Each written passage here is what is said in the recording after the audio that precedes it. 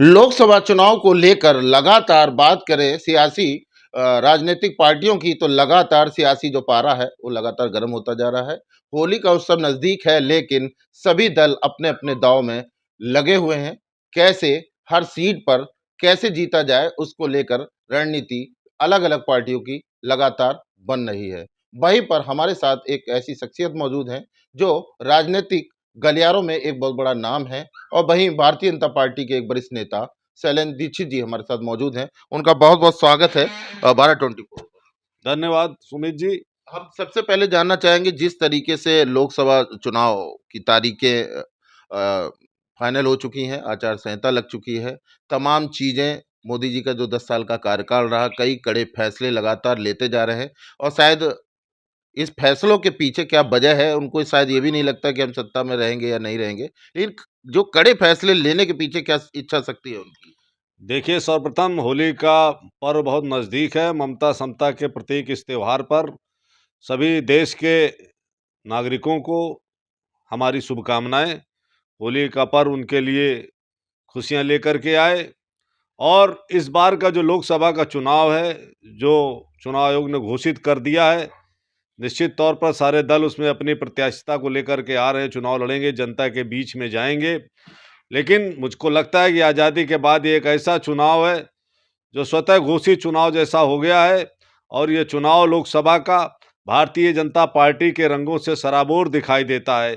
आज आप किसी चौराहे पर खड़े होइए, किसी घर पर जाइए, किसी से बात करिए, युवा से बात करिए, बुजुर्ग से बात करिए, तो वो ये कहता है कि अब की बार 400 पार।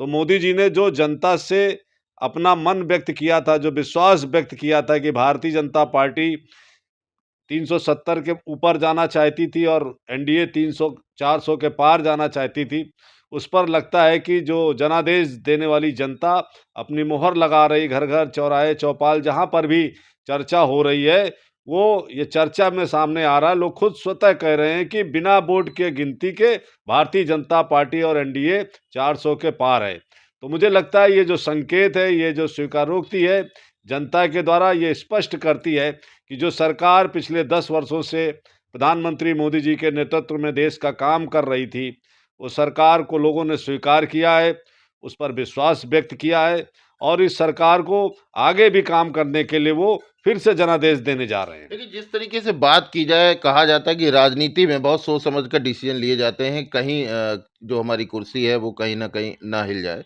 लेकिन जिस तरीके से पहली बार ऐसा देखा गया, चाहे जो भी कानून लाए गए, वो कड़े फैसले लिए गए और नफ़ा, नुकसान, रिस्क, जोखिम इसको नहीं देखा गया। क्या लगता है इसी की वजह से आज जनता के बीच में भारतीय जनता पार्टी की जो छवि बनी है, क्या मानते हैं आखिर इन फैसलों के पीछे क्या वजह है? देखिए, भारतीय जनता पार्टी ने जो जनता से वादा किया था, उसको पूरा काम करने के लिए उस पर प्रयास किया और उसमें सफल भी हुए। हम देश के हित में ये नहीं देखते हैं कि हमको इस काम करने से कौन से व्यक्ति का नुकसान हो सकता है या लाभ हो सकता है। अगर वो देश के हित में कार्य है, तो हम उसको करेंगे और हमने वो किया है। जिस तरीके से भारतीय जनता पार्टी कहती थी कि रामलला हम आएँगे, मंदिर बनाएँगे, तो भारतीय जनता पार्टी ने माननीय सुप्रीम कोर्ट के आदेश के अनुरूप सबकी सहमति के साथ अयोध्या में भव्य राम मंदिर का निर्माण किया और जहां बताया था वहीं पर किया। हमारा एक विजन था कि इस देश में एक झंडा रहना चाहिए। जम्मू कश्मीर में वहाँ पर एक प्रदेश था, वहाँ उनका झंडा अलग होता था, भारत का एक अलग होता था। उस रणनीति को ख़त्म करने के लिए, उस बँटवारे को कम करने के लिए जो भारतीय जनता पार्टी की रणनीति थी, धारा 370 को हम हटाएँगे अनुच्छेद से, उसको हमने हटाया। उसको पूरे देश तो देश, कश्मीर, जम्मू कश्मीर के लोगों ने भी उसका स्वागत किया। पिछले दिनों आपने देखा जिस तरीके से मोदी जी का जम्मू कश्मीर में अभूतपूर्व स्वागत हुआ, तो उससे अब एहसास होता है कि ये जो निर्णय लिया गया वो अच्छा था। जिस तरीके से आज हम हिंदुस्तान में सीएए कानून लाए हैं, उसको भी जनता ने स्वीकार किया। हो सकता है कि कुछ लोग यहाँ पर वोट की राजनीति से तुष्टीकरण के कारण उन लोगों के साथ खड़े दिखाई दे रहे हैं जो मुस्लिम कंट्री में धर्म के आधार पर बंटवारा करके चले गए, वहाँ पर रह रहे हैं, वहाँ के नागरिक हैं और उनको भी नागरिकता देने का सवाल खड़ा कर रहे हैं। तो ये हिंदुस्तान में खड़ा इसलिए हो रहा है क्योंकि वो तुष्टीकरण के नीति पर यहाँ के कुछ वर्ग विशेष का वोट पाना चाहते हैं। तो कुछ लोग इनका आरोप है, कुछ लोग जो दल हैं तुष्टीकरण की राजनीति कर रहे हैं, लेकिन जिस तरीके से अगर बात करें कानपुर की अगर बात करें तो लगातार जिस तरीके से उत्तर प्रदेश की बात करें या कानपुर की बात करें, कानपुर एक बहुत बड़ा केंद्र है भारतीय जनता पार्टी का। तो जिस तरीके से समाजवादी पार्टी का जो पीडीए गठबंधन है या इंडिया गठबंधन है या राहुल जी की जो यात्रा है, इसका कितना असर देखने को मिलेगा? कहा जा रहा है कि इस बार 80 की 80 सीटें भारतीय जनता पार्टी उत्तर प्रदेश में नहीं ले पाएगी, ये विपक्ष का कहना है। देखिए, भारतीय जनता पार्टी ने एक लक्ष्य निर्धारित किया कि उत्तर प्रदेश में 80 से 80 सीटें हम प्राप्त करेंगे। आज जब देश के प्रधानमंत्री ने दुनिया के सामने, हिंदुस्तान के सामने एक विज़न दिया, एक स्वप्न दिया कि हम 2047 में विकसित भारत होना चाहते हैं।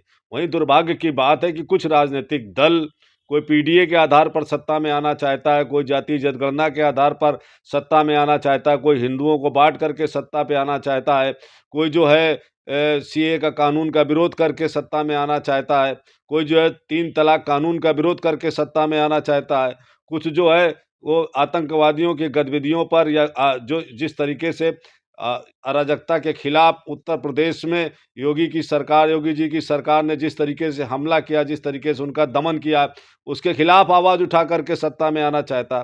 तो जनता बहुत जागरूक है, नौजवान है। उसके सामने देश के प्रधानमंत्री जी ने एक विज़न दिया है 2047 में विकसित भारत का।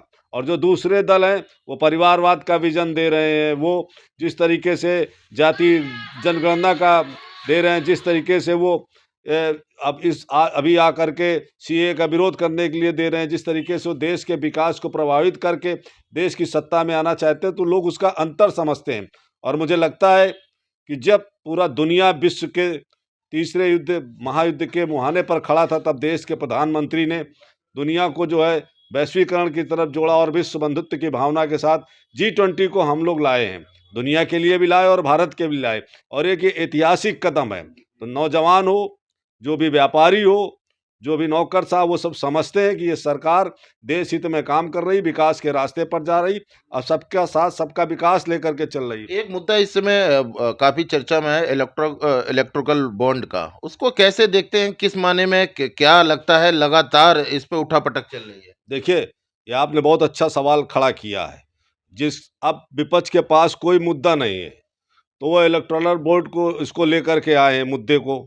मेरा एक सवाल मैं आज खड़ा कर रहा हूँ, आप अपने चैनल से उन लोगों से पूछिएगा। शायद किसी ने साक्षात्कार में सवाल अभी खड़ा नहीं किया। मैं ये कह रहा हूँ कि भारतीय जनता पार्टी जो डोनेशन प्राप्त होता है राजनीतिक दलों को, देश की आज़ादी के बाद से जब भी जितने भी चुनाव हुए, सब में भारतीय राजनीतिक दलों को जो है चंदा प्राप्त होता है, उससे वो चुनाव लड़ते हैं। कोई अपने घर से तो लड़ता नहीं कोई भी राजनीतिक दल। उसकी व्यवस्था पर्दे के पीछे रहती थी। पहली बार भारतीय जनता पार्टी ने इलेक्टोरल बॉन्ड जारी करके एक व्यवस्था दी कि जो भी चंदा मिलेगा वो पारदर्शी होगा। ठीक है, आज सब खुल गया सबका कि कहाँ से किसको कितना मिला हुआ। छुपा पहले भी नहीं था, उसको सुप्रीम कोर्ट ने कहा वो आज सार्वजनिक हो गया। ठीक है 6,000 करोड़ भारतीय जनता पार्टी को मिला, उसकी पद प्रतिष्ठा और उसके अनुरूप कांग्रेस को भी 1400 करोड़ मिला हुआ है। अगर उन्हें लगता है कि नंबर 2 का पैसा है कांग्रेस को, अगर उन्हें लगता है कि ये तरीका गलत है, तो मेरा उनसे सवाल है, क्या जो उन्हें 1400 करोड़ रुपया मिला है वो देश को वापस कर देंगे? अपने राजनीतिक खर्चे में वापस उसको नहीं लेंगे, उसको वापस कर दें। अगर उनको ये प्रक्रिया खराब लगती है, अगर उनको ये लगता है कि ये पैसा जो है नंबर 2 का है, तो वो जो 1400 करोड़ मिला उसका वो प्रयोग क्यों कर रहे हैं? उसको वापस करें देश को। तो ये केवल एक दुष्प्रचार है और मुझे लगता है कि ये पारदर्शी व्यवस्था थी और देश के सामने आना चाहिए था कि कहाँ से किसको कितना पैसा मिलता है।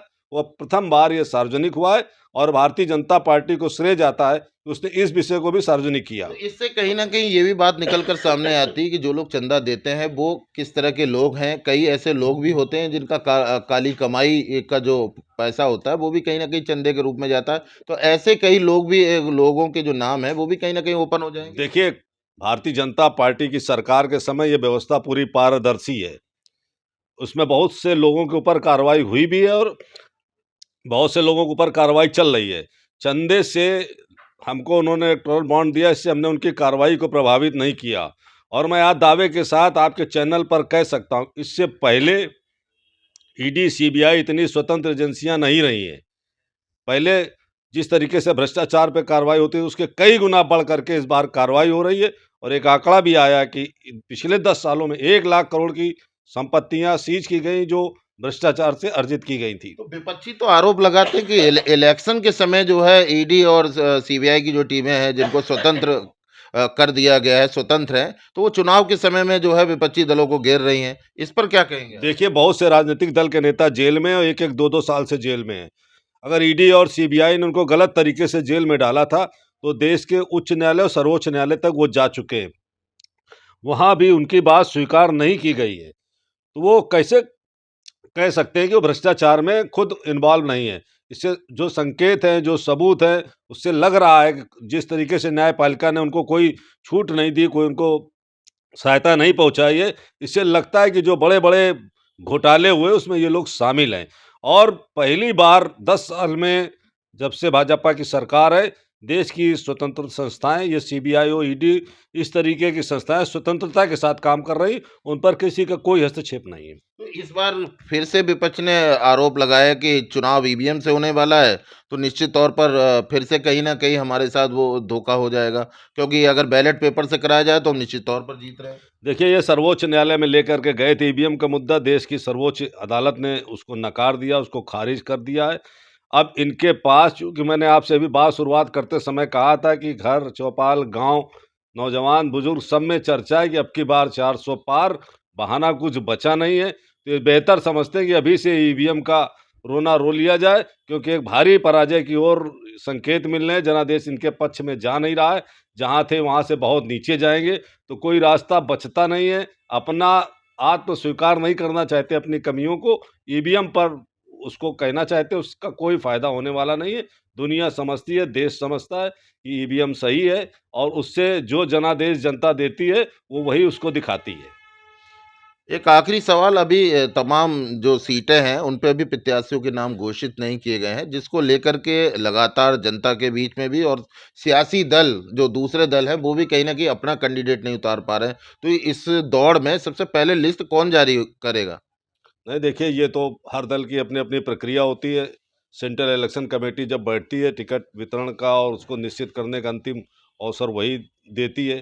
तो हर दलों में प्रयास चल रहे हैं, गठबंधन की बहुत सी जगहों पर बातें चल रही हैं और कहीं-कहीं सीट विभाजन को लेकर के वो भी विवाद चल रहे हैं बहुत सी जगहों पर लोगों के दलों में। तो ये सभी दलों में ये चल रहा है और हमें लगता है कि आने वाले सप्ताह में निश्चित तौर पर सारी चीज़ स्पष्ट हो जाएगी, प्रत्याशी उतर आएँगे और हमारे दल के भी प्रत्याशी सब जनता के बीच में आ जाएँगे, जो बचे हुए हैं। तो आप पूर्ण रूप से कहीं न कहीं आश्वस्त दिखाई पड़ रहे हैं कि इस बार उत्तर प्रदेश में 80 सीटें, और अगर बात करें जो मोदी जी का नारा है 400 पार, निश्चित तौर पर आपको लगता है कि ये सही साबित होने जा रहा है? निश्चित तौर पर उत्तर प्रदेश मोदी जी के उस विज़न के साथ खड़ा हुआ है, जिसमें उन्होंने कहा था कि हम विकसित भारत देखना चाहते हैं।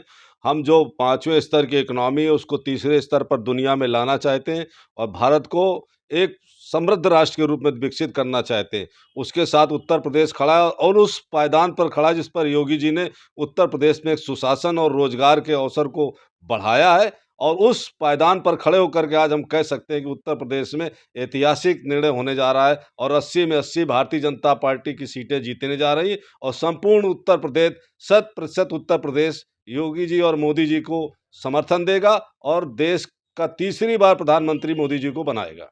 तो बहुत-बहुत धन्यवाद हमसे बात करने के लिए। तो लगातार जिस तरीके से इनका साफ तौर पर कहना था, जिस तरह से इलेक्ट्रिकल जो बॉन्ड जिसको लागू किया गया है, इसमें निश्चित तौर पर जो लोग पार्टियों को चंदा देते हैं चुनाव को, उसका ब्यौरा सबके सामने आना चाहिए। इस पर अगर विपक्ष विरोध कर रहा है, तो निश्चित तौर पर उन्हें उस पैसे का, उस धनराशि का प्रयोग नहीं करना चाहिए। और साथ ही अगर बात करें तो इस बार भी मोदी जी का जो विज़न रहा, वो 2047 पर काम कर रही है इस समय भारतीय जनता पार्टी। और जिस तरीके से भारतीय जनता पार्टी का जो अभी तक मुद्दा रहा है विकास का, सबका साथ सबका विकास का, तो उसी नारे के साथ भारतीय जनता पार्टी का एक-एक कार्यकर्ता और भारतीय जनता पार्टी के जो मौजूदा सांसद हैं या सरकार के जितने भी लोग हैं, साफ तौर पर पूरी तरह से उत्साहित हैं कि जो हमने काम किया है, उसी काम के आधार पर जनता इस बार फिर से हमारा जो नारा है 400 पार, उसमें अपार समर्थन जनता का मिलता हुआ निश्चित तौर पर दिखाई पड़ रहा है। ऐसा जो हमारे साथ मौजूद हैं बीजेपी के वरिष्ठ नेता शैलेंद्र दीक्षित जी, इनका साफ तौर पर कहना है, उसको लेकर कहीं न कहीं उत्साहित भी नज़र होते हुए दिखाई दे रहे हैं। कानपुर से सहयोगी आरिफ सिद्दीकी के साथ सुमित अवस्थी, भारत 24।